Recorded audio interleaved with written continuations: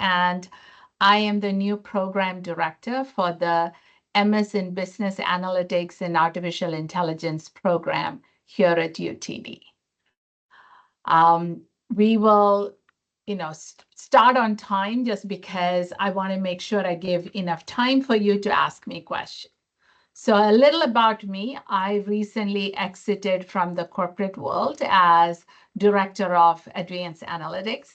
I've also been an adjunct professor here at UTD since 2016, which has given me valuable insights into our academic landscape. So as I mentioned, these sessions are scheduled mainly to address your questions, but I would like to give you an overview of the program first, which should answer many of your questions. So I have a short presentation slide that I'm going to share at this point. I want to also add that I have Sivya Leventhal. She's the program manager. She's also on the call. She has tremendous institutional knowledge. So please ask your questions in the chat as they come to your mind. And if there are any questions that can be answered with a link, she will post that right away. So give me 1 second to share, and I want to make sure I can share the application also.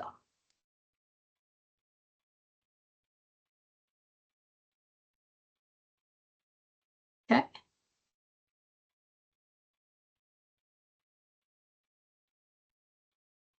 Going to just stop sharing a quick second, okay?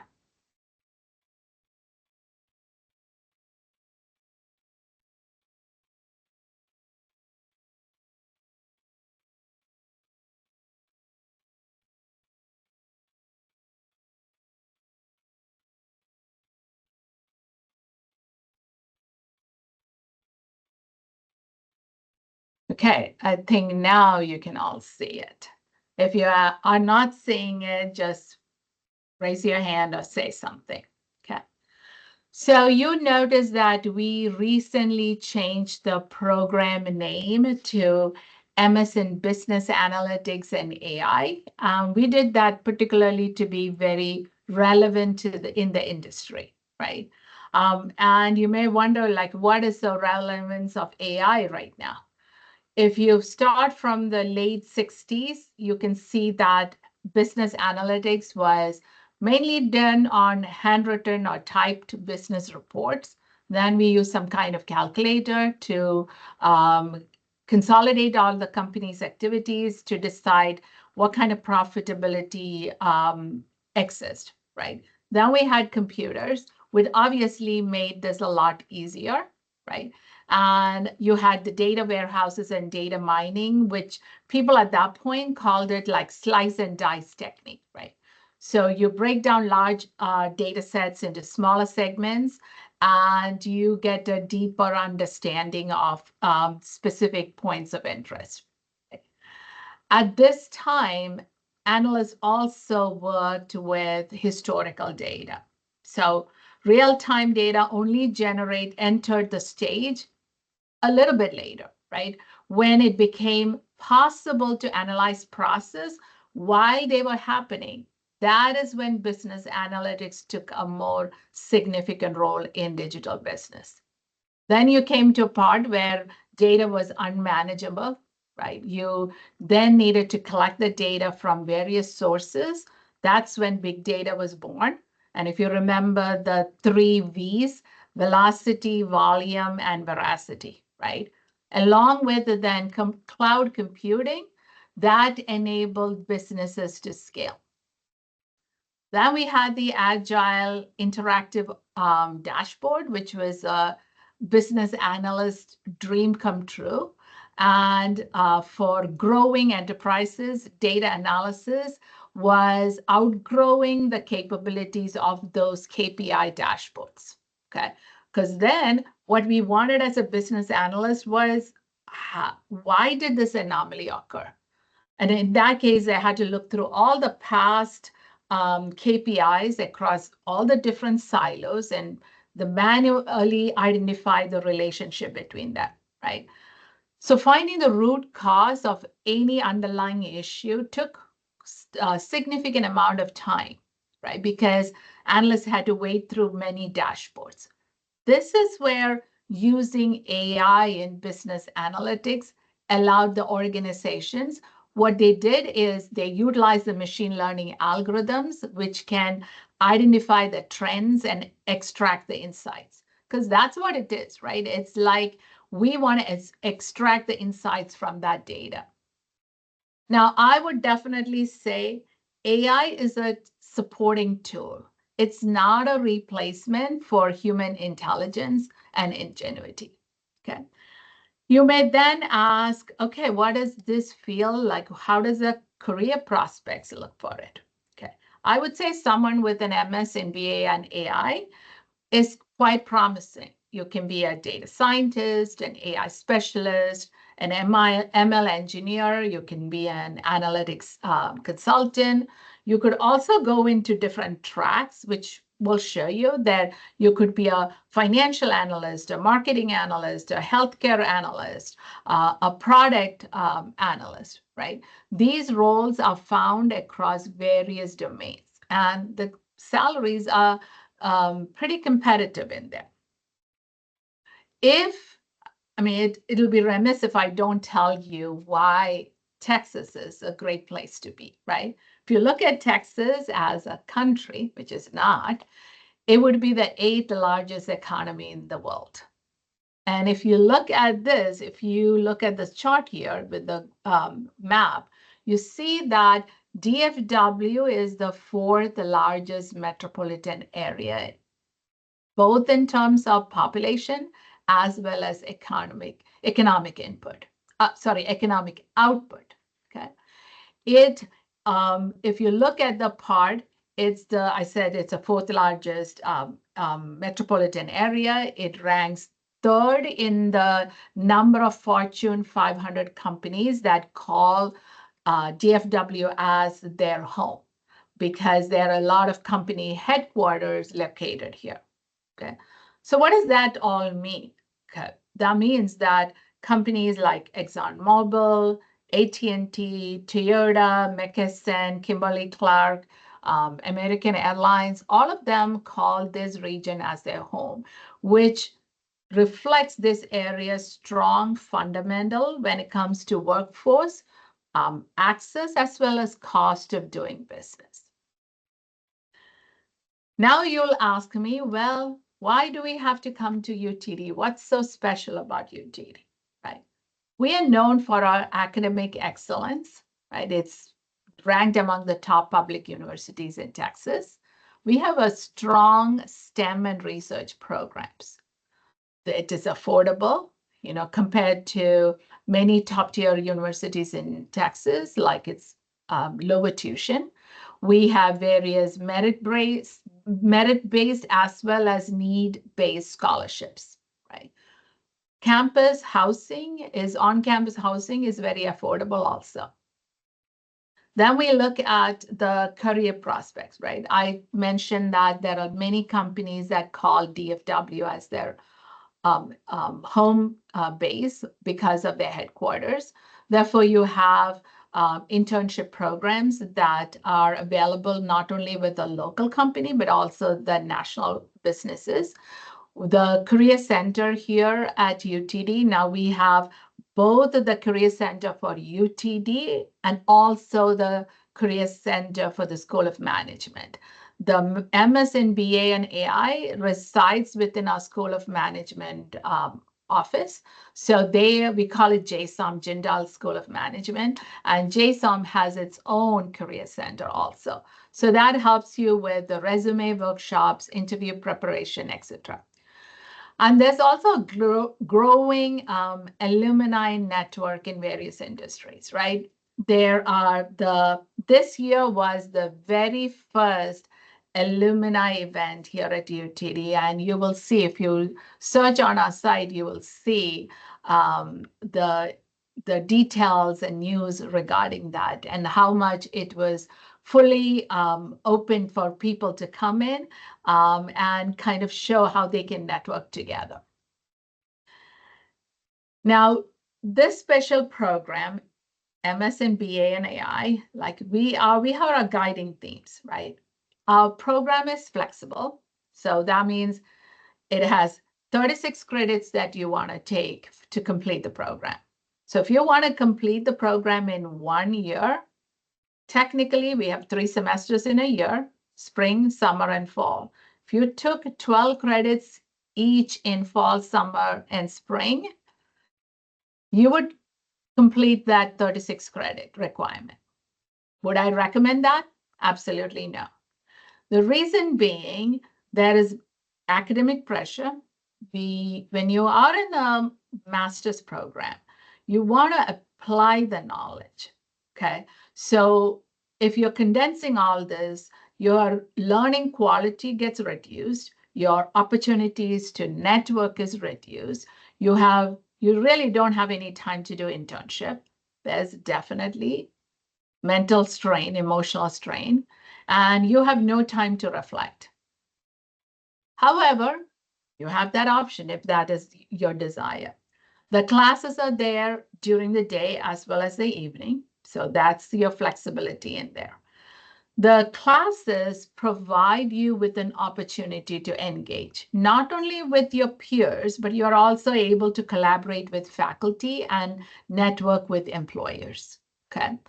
I've gone through 3 master's programs, so I can wholeheartedly underscore the importance of engagement.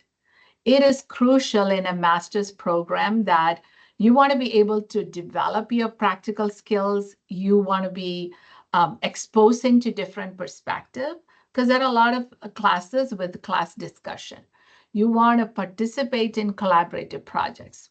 So people sometimes ask me when I say participate and engage. To me, that's a little bit different. Participate, you can show up in class, you can answer just the questions. Engagement is essential because you bring value into the class, okay? Because even if you have the greatest faculty in there, they are not going to be able to answer every question you have. You want to invoke the curiosity even among your peers. We are also focused on outcomes.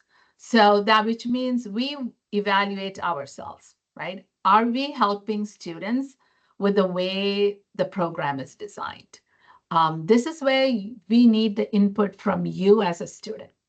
We emphasize on practical projects. We measure the students' successes, right? Are they able to apply the skills they will learn from the class in real world scenarios? We try to align the curriculum with the industry needs. So you saw that the program's name changed to Business Analytics and AI. So at this point, we just changed the name in June. So we currently have courses that have AI built in, but we are also reviewing other courses to make sure that aligns. Okay. So because our program is in the business school, the applied nature of any technology is our focus. Now, I did mention to you the requirement for 36 credits, right? So 18 of those are core that you have to take. Then you have 18 as elective. And this is a STEM designated program, right? So because it's STEM designated, the program offers several benefits, right? Particularly here in US, because you have the opportunity for OPT, which is the optional practical training for international students. So that gives you an additional 24 months, totaling to 36 months. There's enhanced funding opportunities, so more grants and scholarships available. Obviously, every industry, there is not a single industry out there that doesn't collect data. Okay. So everybody wants insights from that data that they have. So STEM designation signals the rigorous, technically oriented curriculum. And employers prefer somebody who's coming out of a STEM background. Okay. And so if you are applying for the spring semester, which starts in January, then your application deadline is October 1st. UTD also has the largest on-campus BA and AI program in the country. We have partnership with dozens of companies, therefore high ROI. We have access to internship. If you look at this is the core 6 courses that I was talking about, right? You have, you don't have to take all of them back to back in every, finish the 6 before you move on.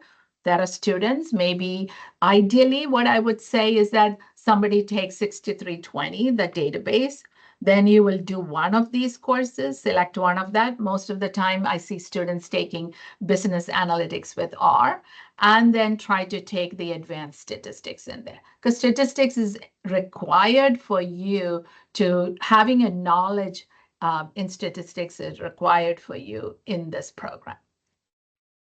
We also talk about a 1 credit professional development course, and that is mainly for students who come from a country other than US. It's not domestic student, international students.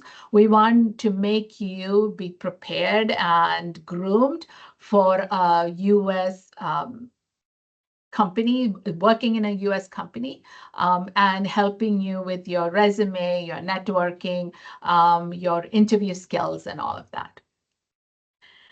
So I did talk a lot about why this program is, what I call is one of the largest and world-class.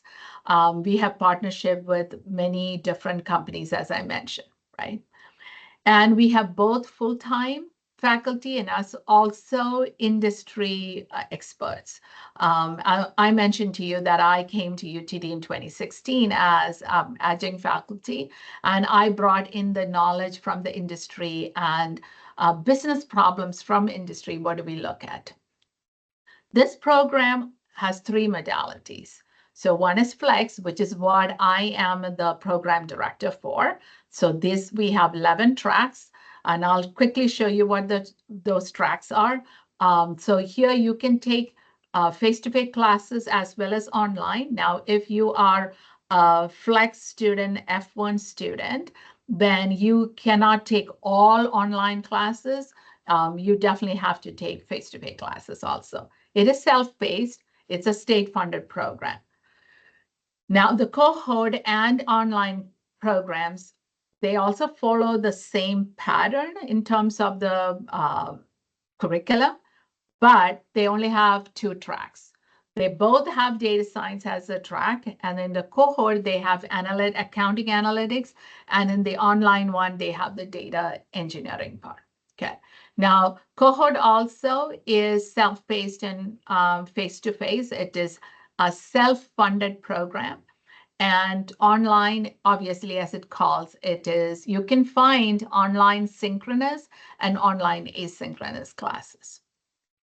I would say if you have done a GMAT or GRE, then submit those scores, but you don't require those scores for us to consider your application. Now, another part is that people ask, what is the cost? The cost all depends on how your living style is, right? There's a core course fee that, each credit has a course fee in it, but it also depends on where do you live? Are you sharing your room? Things like that to actually find the full cost of the program. Now, what are the application requirements? Because that's what people ask the most, right? There is a non-refundable application fee. And international students pay an additional $50 for foreign credential evaluation. That's the fee for it. You want to make sure that you write about, your objective, like why do you want to attend this program? Like why business analytics and AI? Why UTD? You want to include your resume. At the time of application, you want to make sure you have your unofficial transcript. You have time to submit after you get admitted your certified transcript, but initially an unofficial transcript is good enough. Okay. You also need 3 letters of recommendation, and as I mentioned, you have an optional GRE or GMAT score that you can attend. Now, one of the things, because as I mentioned, I recently joined this role, and I've already done one webinar like this. And one key question that came out of it, can I come to this program without having an undergraduate degree? The answer is no. You need an undergraduate degree, whether it can be in 3 or 4 years. We do accept 3-year undergraduate degree because when we compare one student with another student, there's a common ground using the GPA and the courses that you've taken in the undergraduate. Then comes another question that I get always is about scholarship. Now, that is a separate application. So it's not a combined application. You have to apply separately. That is due for spring 25. Your deadline is December 1st. So another question that came up was, can I defer my application? Because sometimes you're getting either the funding or getting the visa becomes an issue. Now, if you got a scholarship, the scholarship does not defer automatically. You can request to defer your admission, but you'll have to reapply for that scholarship. Okay. The teaching assistantships, those are only available from second semester in them. Here's the stats for 2024. We had a lot of students in spring getting an internship because typically students join in fall and then when they graduate in spring. That's the most number of students graduate. Doesn't mean I've had students join during summer as well as during spring semester. Okay. So we have several local companies. Some of the companies here have multiple internships in that company for our students. So that's also very beneficial. If you look in LinkedIn, you will see that there's an enormous amount of students who have submitted. So once they do their internship, they submit what it is about their internship. So you can read up through all that. This is only a snapshot of it. And you can also look at all the different companies and all the different roles that the students had an opportunity to fulfill. We have multitude of student organizations. So UTD by itself has over 300 orgs, and 60 of them are within the School of Management. So there's no shortage of meeting people and developing your networking and leadership skills. If you don't find something that you want, you can start one on your own. Okay, and we'll make sure we showcase that and market it so that you can attract other students to join. We also have several bonus certificates. So the 5 we had before, and we have now added 3 more to the program. And we also call it like a stackable degree program. So if you got all these 3 certificates, then you actually, because each of the certificate requires 4 courses to be completed, there's your, you can have the courses completed, all of them requiring your core and your elective combined, and you can get to the degree. Now, one of the main thing is that this is not automatic, okay? If you want a particular certificate, you have to apply for it. Okay? And there's some deadline. So you can't wait till the last minute after its deadline and say, I want the certificate. You're not going to get the certificate. Okay. So if you have more questions on it, I'm happy to answer that specific to it. Because you're at this point, when you're applying for the MSBA and AI program. So when you get here or you have more interest in it. Now, you can also apply specifically for a academic certificate program. That's also an option. And it's also details are available on our website. You will see a lot of, if you go to our utdallas.edu website, you will see a lot of videos and links for looking through our campus, seeing, the landscape around it. Our own senior assistant director, dean, sorry, senior assistant dean of the graduate programs, Dr. Gaurav Sherkar, he has actually done a video on the touring of just our JSOM building. So happy to share this link in chat after I complete going through it. Okay. Now, as I mentioned, you have myself, Sunela, and Sivya as a program manager. You have our information. You are free to contact us with more questions. Sometimes I can, even though I have stated our telephone numbers here, I just want to, it's with caution. If you just call us randomly, sometimes we are not in a position to answer your call if we have a student meeting going on or another meeting that we are attending. So the best way would be actually to email us. Now, before I look through your questions, I just want to also say we value your feedback. If there is anything we should do differently, please take the time to answer the survey and give us your feedback. Okay, now I will move on to kind of questions that you have. And I haven't not looked at your chat ads, so give me a little time to look through that. Okay, feel free to, Sivya, like, is there any question that I should answer or you have? I have answered everything, but you're welcome to elaborate if you would like. Okay. There are a lot of questions about scholarship, and I put the link to the scholarship website. Okay.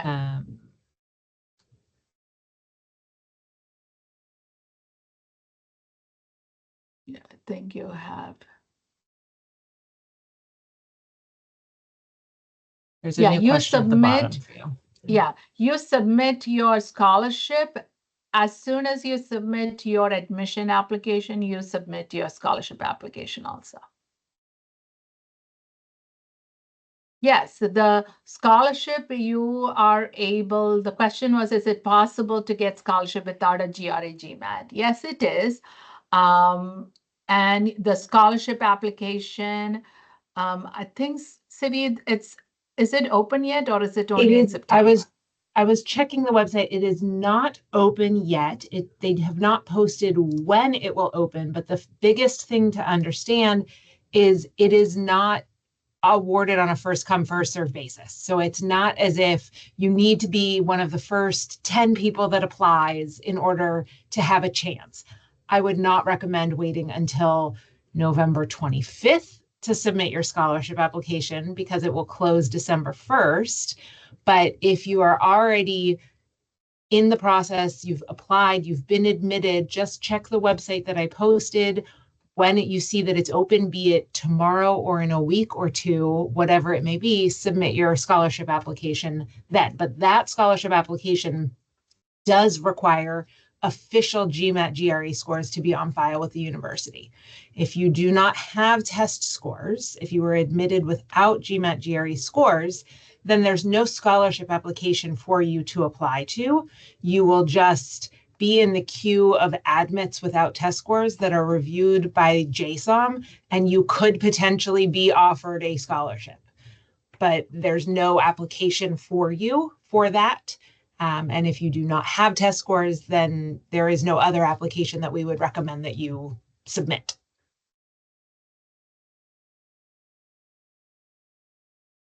So another question is, so I have undergraduate degree in accounting without any additional certificate in coding or okay, so you do not, so here is what I would say, okay? You do not have any idea of coding or programming. You can still apply to our program. We have a Business Analytics Leadership Council. Every semester that they do a boot camp on Python, R, SQL, and stats. Because these are so, one of the things that I would tell you, if you have never done coding or programming, is you apply, but you also try to do like either through there are many free tools out there. You gotta look at Data Camp. There is LinkedIn Learning. There is Coursera. A lot of them, or even just YouTube. Okay, there's a lot of tools out there, or people out there who do provide you with that, basic coding experience. So I would recommend you doing that prior to starting the program, because it'll just make your life a little easier. Okay. If you waited and you still have the ability to do the boot camp, and boot camp is just like 4 hours on a weekend or something, you don't need to be present here. It's online, so you can actually do it. With another the instructor doing it, you can ask questions during that time. That is a benefit of attending the boot camp live. If you do the, look at the recording part of it, then you don't have anybody whom you can ask the question. So certainly, yes, even if you, and I can tell you this semester, I do have some students who does not have coding experience. That's why we recommend that you take the database foundation, which require SQL, and you'll learn that in there. Business analytics with R, so you're going to learn R coding in there, and then advanced stats. Okay, so for data science, data engineering, business analytics, the programming languages are R and Python.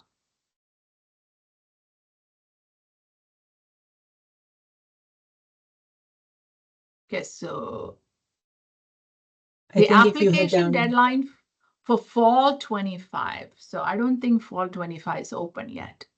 It might have just opened now that the fall semester has begun. It might now be open, but the application deadline is May 1st. Yeah, and the part of it, just think, because we are a state-funded university, we have what is called census day, when we track how many students are registered. So I think sometimes they just wait till next week to post, open up most of the links, because everything right now is related to our current students. If you head down to the question from Tharun at 8:57. Okay, let me see. Okay, how does it, okay, so think about it as when you talk about business acumen, is you need to have some of it on your own, like a domain knowledge. We will speak about that. So for example, we talked about the tracks, right? So if it's healthcare analytics track, then the instructor is going to talk a lot about healthcare. So you're going to understand that domain pretty good. But they're also, let's say you're looking for a job in the utilities or oil and gas. Well, we don't have a track in that. So that domain knowledge, you'll have to go get yourself, okay? But you will find through our alumni network or faculty who's coming here, they may not be doing oil and gas analytics track, but they may be teaching an business analytics with R. And they will be a good resource for you to get that domain knowledge from. So there is I would say, good balance, because this is business analytics. It's not fully 100% technical in there, okay? If you go and take an applied ML certificate, yes, if you're taking that certificate, yes, it is 100% technical in there, okay? Because you have to take applied machine learning, deep learning, natural language processing. So it is totally technically oriented. You don't have to take all those courses. You have the option to, when the 6 core courses are all general courses, like you're looking at econometrics and time series. Well, if you want to look at the trends, you need to understand that. So there has a little bit coding, but a lot of stats in there. Okay, the database, yes, you need to have, if you're doing any kind of big data analysis, you need to learn SQL. Like even if you're going with Tableau or Power BI for visualization, having the knowledge of skill set of SQL is essential in there. Okay, You have the prescriptive analytics, predictive analytics. Well, that is all the analytics is all about, right? It's part of the business analytics. How can you, the historical data, we can do trend analysis or anything. We just can't do it with Excel, honestly. Okay. The current, what is happening live now is what you would do the predictive. Now, if you want to do the prescriptive part of it, like what do you want a customer coming to our website, a business is saying, customer coming to a website, how can you prescribe the next best action for that customer? That's how we can make the revenue, right? For that, you need to do prescriptive analytics in there.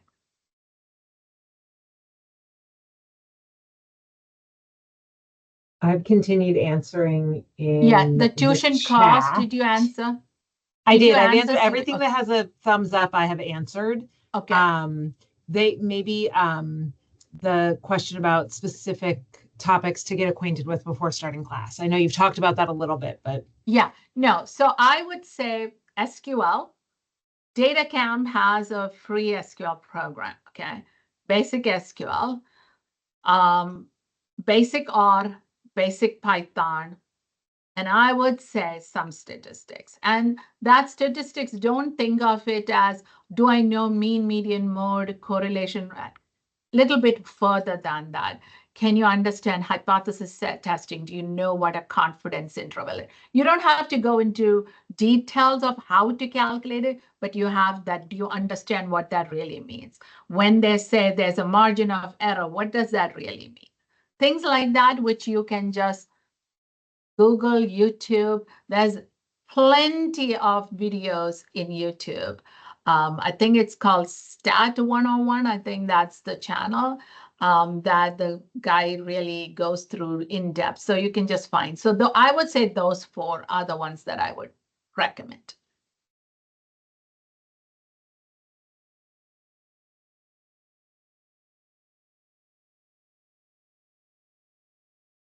there is a question about internships. Would you like me to handle that? Yeah, please. Sivi is the internship guru in here, so I'll let her answer that.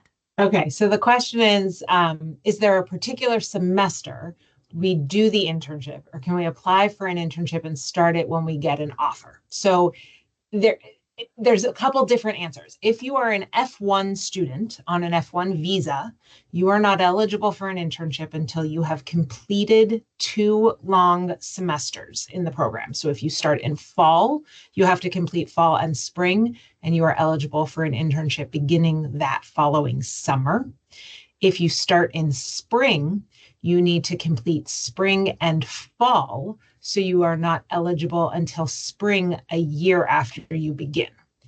If you are a domestic student, you are eligible after you have completed at least 12 credit hours in the program.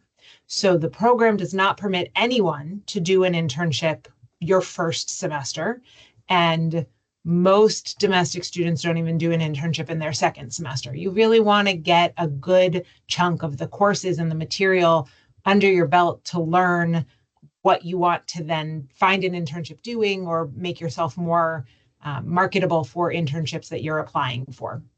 So there is an entire process to submit your internship for university review, program review, and enrollment in the internship class, whether you're domestic or international, but none of that begins your first semester.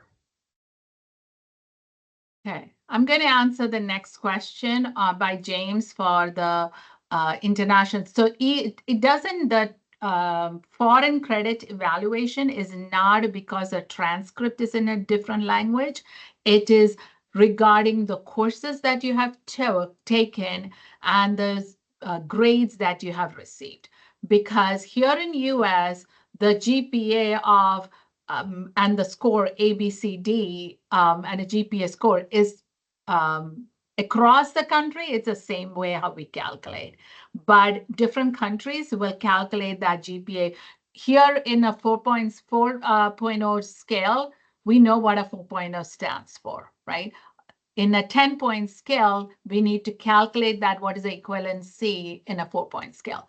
So regardless of whether the transcript is in English or not, there is a foreign credential evaluation.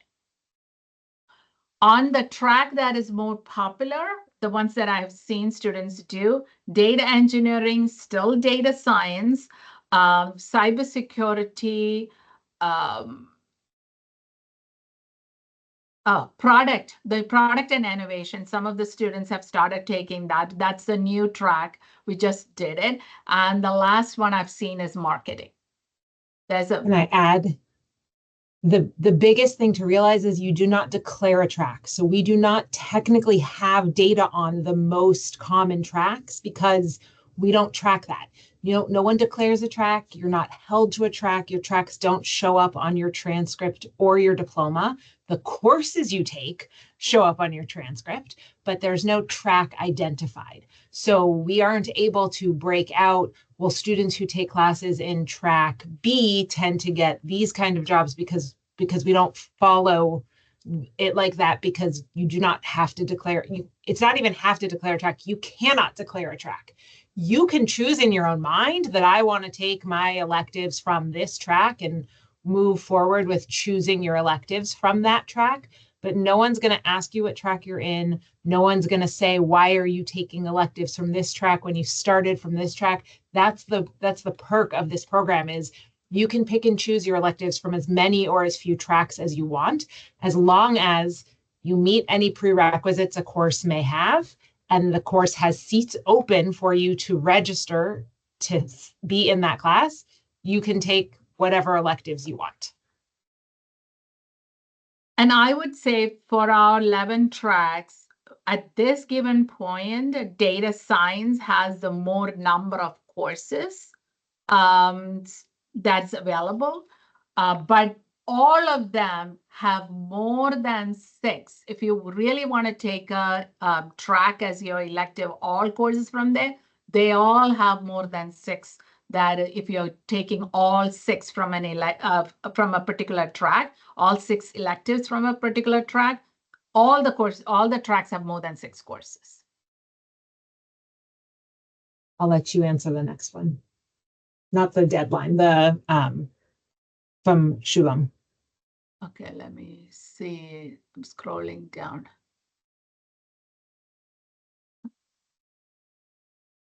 Okay. Is that the one at 908? Yes. No, it's not. You say, let me. Okay. Did I miss it? You said rolling admissions with Shubham. The 908, you answered it, right? No, I didn't answer. I apologize. Okay, what would be the difference between choosing MSBA financial analysis track, MS finance, fintech track, or MS fintech tracks? It all depends on what courses it will have, because I can say the financial analytics track has a lot of modeling, math, derivative markets, and financial technology, as well as blockchain. So I have to really look at what is in that MS Finance for you to show you the difference. So I do not have that answer offhand, Shiba. There's only 3 more at the bottom. What opportunities are there for students to collaborate with faculty on research or industry projects? Okay, so most of the full-time faculty will have research projects that they're doing because it's required, like they do research. That's part of their, especially tenured faculty. That is the requirement of their appointment, okay? So it is not like somebody is going to advertise, I need somebody to help me, a student to help me with the research. It is on you as a student to search out for that faculty and see what is the research that they are doing that is of interest to you. So some students get to their faculty sooner. I can see there are certain students before the first day of class came and saw their faculty. And there are many students who probably never even reach out to their faculty. Industry projects. So one of the things that is required in our program is that you have an internship. Okay. And that internship, as Sylvia pointed out earlier, it can have varied credits. But let's say you never got an internship. You were not lucky to get an internship. And in that case, we satisfy that with a class called analytics practicum. And in that class, students who did not get an internship, they all, all in their final semester, they are all in that class. And we provide, and that's one of the classes I'm teaching this semester, is provide business problems. Now, to get the data, most of the companies, because of all the hacking and things that they are sensitive data, to get the data, they are very hesitant to provide data. Okay, so what we end up doing is we get the business problem, but we will synthetically generate the data either from publicly available data sets or totally synthetically created, because as data science major, there's a lot of students here know how to do that. And most of the time, students don't have to create that synthetic data. It's already created for you. So hopefully that answers your question. It's pretty much you as a student, especially being in the business, in a master's program, you have to search out the what you need. There's nobody coming and spoon feeding you anything. Okay. Basically, we send out an email. We expect you to read the email. We post events. We expect you to kind of talk with your peers, because the peers may say, hey, I'm going for this particular event. So we expect, just like we are there to support you, like Sylvia and I, we are here to support you. There's a lot of our leadership council is here to support you. There are in the dean's office and all, everybody is here to support you. But you also have to reach out to get that support. The next question about the statement of purpose, it's really where you want to go with it. It should be why you want this program, why you're interested in it, but also that's your opportunity to let them see a little bit more about you. So if you have a non-technical background, why this degree? If you don't have such great undergraduate grades, why? What has changed in your life? What have you learned from that experience? Or just, why this program at UTD speaks to you and why you should be admitted. It really is wherever you want to go with it. And then about the letters of recommendation, it is 3 letters of recommendation unless you have work experience, then it is only 1. If you have submitted it with 2, you can wait to see if the admissions committee reaches out to you saying we need a 3rd letter of recommendation, or if they don't ask for that, then 2 was sufficient. James asks about minimum deposit. We actually do not require any deposit when you accept your admission. There's no fee, there's no seat fee, there's no hold fee, there's nothing that you need to pay in order to accept your admission. What is due is tuition based on which semester you are beginning. And that the tuition due dates are on the 2nd page of the academic calendar for each semester. Okay. Yeah, in terms of you're asking about transportation to the university, I'm thinking your question may be related to the day you land, whether you have a way to get to the university or your housing. There are a lot of student organizations that provide you with that opportunity to connect with them. There's also a telegram group, right? That is there, that you can, if somebody's interested in that, you can just send me an email and I'll get you connected with that. Okay, so I think Tarun's question of how does the program facilitate networking? Now, we do have a lot of events. So for example, this year we had what is called a summit of business analytics. Educators from different universities across the country came to attend that. We have hackathons. There's a low code weekend that happen. So there are opportunities for you to connect with industry experts, professionals, as well as alumni. We also had, I think, at one point, internship panel that they'd come and talk about, students who have, you just don't minimize your peers because somebody who has got an internship, who was successful in getting an internship, it's always good to talk to them. How did they get that? What was their interview process? And you definitely can learn from your peers in that matter.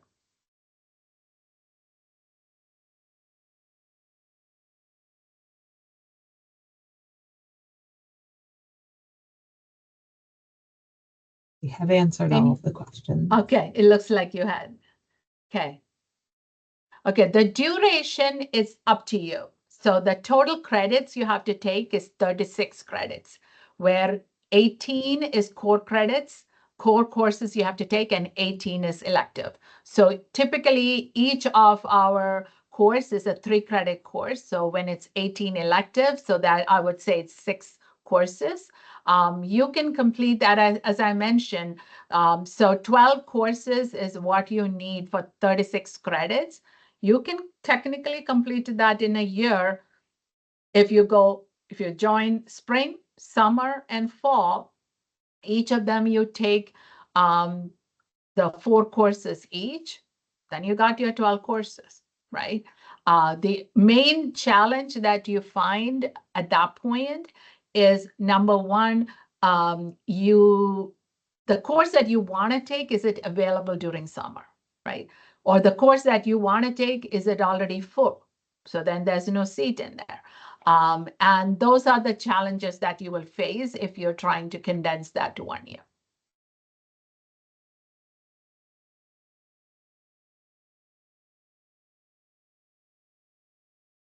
So James's question,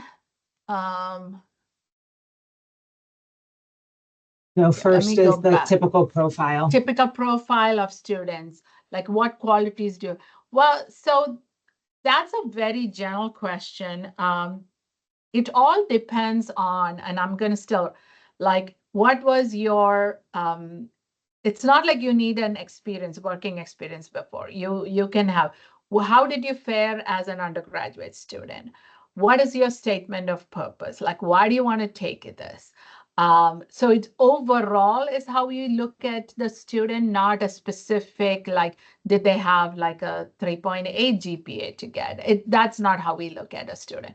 It's a holistic way of how all these different components add to it. Everything that I said, statement of purpose, your resume, your transcript, your recommendation, all that carries weight.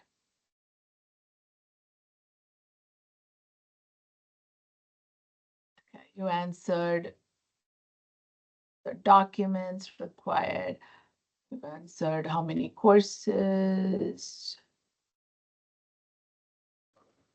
The follow-up to James's question about an affidavit of support, if you're talking about for your visa application, that is a different process, and you would need to refer to the ISSO's website about what is required to apply for your I-20. But in terms of applying to the program, it's simply what is listed on the application process website.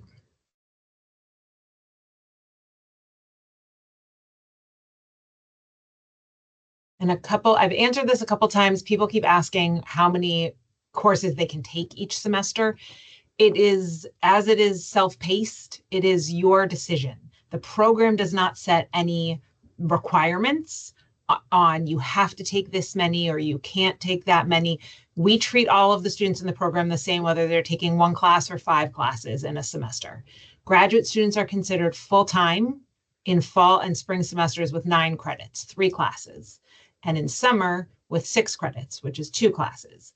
But you choose how many or how few you want to take each semester. If you are a full-time working professional taking graduate program classes on top of working, we typically see those students take 1 to 2 classes a semester. If you are a full-time graduate student, we see people taking anywhere from 2 to 5 classes a semester. If you are an F1 student, there are requirements that you must follow based on your visa, but that is established by visa requirements, not the program. And those F1 students are required to take 9 credit hours each long semester. Summer is optional unless it is your intake, your starting term.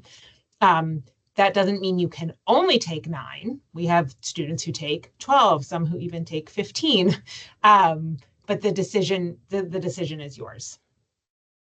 So I'm going to answer James's question first because the other one, Tarun's, is a little more challenging to answer right now. So if you're doing an MS in accounting and you want a I business. cannot hear you. I'm not sure if others can, but I cannot. Okay. Can anybody hear me? But you're not muted. Can anyone? I'm not muted. Can someone give a thumbs up if they're able to hear? Oh, you can? Okay, then it's just me. Go ahead. All right. So I'm going to say account. Okay, thank you. So if you're taking an MS in accounting and you want to add a business analytics certificate course, yes, you can. Then you apply for that business analytics certification course separately. Okay. Now, when you are in the business analytics and AI program and you want to get that certificate, there is no cost for it. You just have to apply. There is no additional cost. But if you are taking an MS in accounting and taking a business analytics certificate program, it may be considered as two separate ones. Okay, yeah. Okay, so the one that Tarun's, I'm going to answer that last. So you're asking what are the common mistakes in application, so it's hard to answer that question in terms of mistakes. As I mentioned, you look at your GPA that you got in undergraduate, the scores that you got for a STEM, meaning like, did you take a calculus course and you failed that course, right? So then you are going to have a little more challenge in our program. For example, on the other hand, you got business stats course and you got scored an A. We know you can understand statistics pretty well. So score is important. If you have a GRE, now here's the part I'm going to say, even though we say admission without a GRE is fine. If you took a GRE and you have a high GRE score, but your undergraduate score wasn't that great, of course you're going to be considered for it because you had something that supplemented it because your GRE score probably is going to be more recent. So. Is there anything else?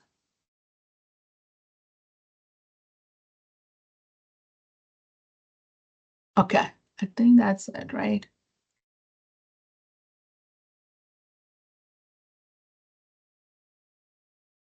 Okay, so answering Akomanning's question, I would say apply for it because this is where your statement of purpose is going to stand out.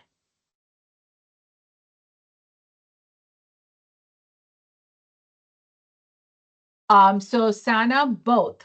We will look at, so for any graduate program in the United States, the basic requirement is the undergraduate, that you have to complete a bachelor's degree, okay? Anything in addition to that is an added bonus. So we will certainly look at it, both your undergraduate as well as your MBA.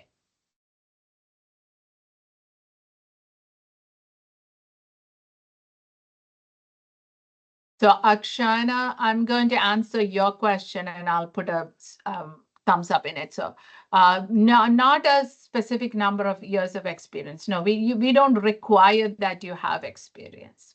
You can come from undergraduate program, a bachelor's degree straight into the master's. Okay, I see that we are coming close to our time. So let's just make sure. And by the way, you guys, everybody will receive a copy of this recording, and we have our program mailbox mentioned in this. So feel free to send us an email in that program email box, and either Sylvia or myself will respond to it with your any specific questions.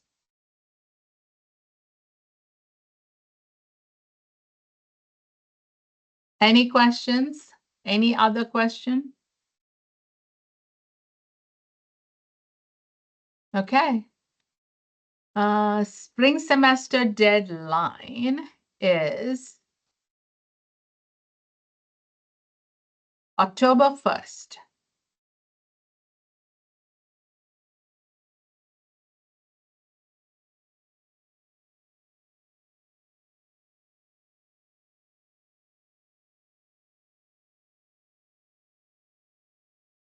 And then tuition fee structure, like Sylvia has posted before, the cost calculator. And that may be a better way for you to understand, but I will post the cost calculator also in chat right now. And I'm also going to post that video tour of JSOM by our Senior Assistant Dean, Dr. Shaker, so you can take a look at that also. No, the intake is fall, spring, or summer. You can come in any of the semesters.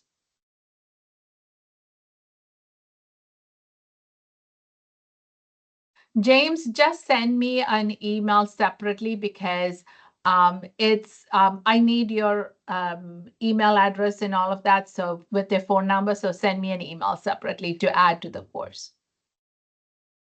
Okay, so the Muhammad had a question in my undergraduate. I have done business mathematics, so I have to take calculus. So you don't have to take a calculus course, but I'm going to tell you that understanding calculus is essential. So if we look at your undergraduate and you have not done any math, then we may ask you to take a prerequisite, but if you the most of it will be like if you took the statistics class, you will know some of the calculus, integration, and differentiation in it.